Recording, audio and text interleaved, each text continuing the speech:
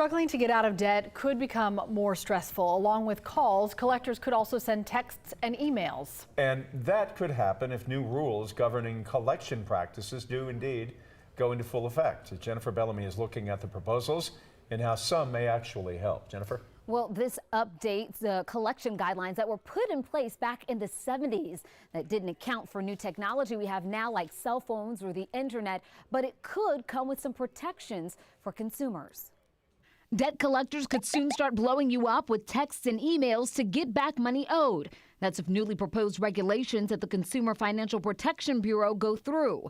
Under the new rules, companies would have to offer a way for people to opt out of being contacted by text or email, but otherwise there would be no limits on how frequently a collector could send those types of messages. The new proposals would limit third-party collectors to calling up to 7 times a week about a specific debt, leaving voicemails if they choose. But once they make contact over the phone, they can't call back for a week. Right now, about 25 million Americans have debts in collection, and collectors are one of the top complaints reported to federal financial agencies. More than 800,000 were filed with the CFPB last year.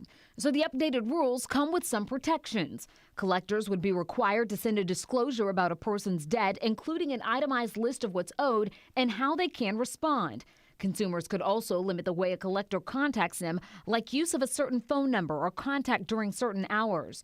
It bars collectors from suing or even threatening to sue if they know or should know that a statute of limitations has already expired. And finally, it would stop collectors from giving debt information to a consumer reporting agency unless they have already communicated about that debt with the person involved.